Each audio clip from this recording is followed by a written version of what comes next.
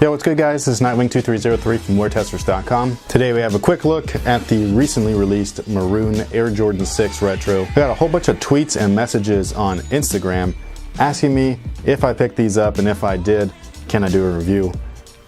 So, now the first thing everybody wants to know about these, as far as my opinion most likely, is the quality. How is it? And what do I think? And these guys are trash.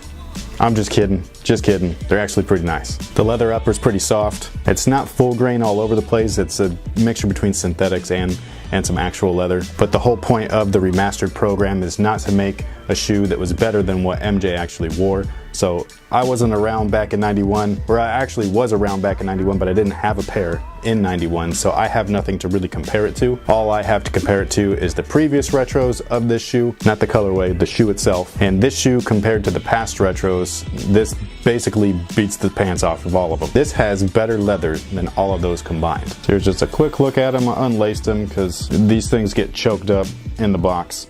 Something that I'm personally just not used to seeing is the Nike Air on the back. It's not a bad thing, it's not a good thing. I just think it's like, whoa, this is crazy. It's almost like time traveling, because this is just not what I'm used to. There's also Nike Air on the inside, and yes, I did go down half a size. And for those wondering, the upper is not white, it is an off-white, so it's kind of like a cream color. I personally really dig it. It looks real classy.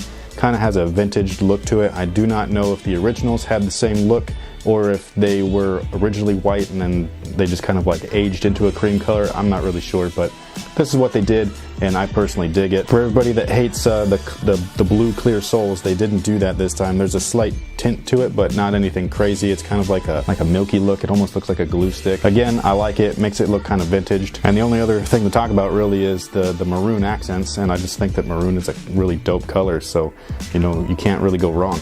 Something I think is interesting is that these probably won't be lace swappable, if that makes sense. So say you damage the original laces. I've never seen an off-white or cream colored lace like this before. Maybe they make them somewhere or sell them somewhere online, but I personally have never seen it. So if you get these laces messed up or dirty or whatever, take them out, wash them, because I doubt you're gonna find a replacement.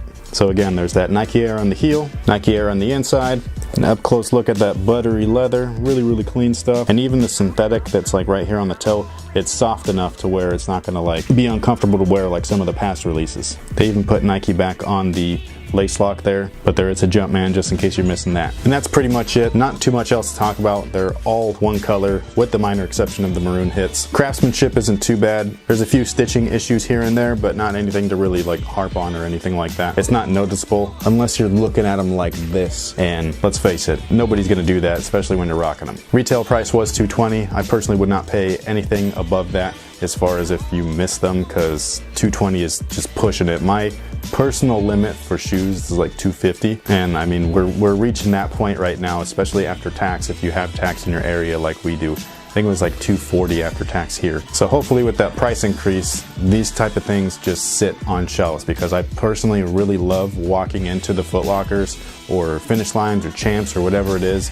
and just seeing a bunch of stuff from my childhood on the shelf that I can actually try on and then purchase if I want to. Not one of those things where I have to purchase now and then figure out if I like them later, which I typically don't do. I usually know if I actually want something well in advance. I don't need to see them in person. I'm just saying it's one of those things where you have the option to impulse buy, whereas beforehand you just had to buy now, and that was pretty much your only option. So thank you guys for watching. Thanks for all your support. If you grabbed a pair, let me know in the comment section below, and also let me know what you think about them. Are they hot? Are they not? Are they dope? Are they trash? Are you waiting for something else? You know, those 11s just got moved up to the 12, right? You might need to start returning these if you don't have enough money for both of them right now, you know what I mean? Like if you're looking for your payday on the 1st and then on the 15th, it ain't gonna work like that. But let me know your thoughts in the comment section below. Thank you guys again, and until next time guys, have a good one.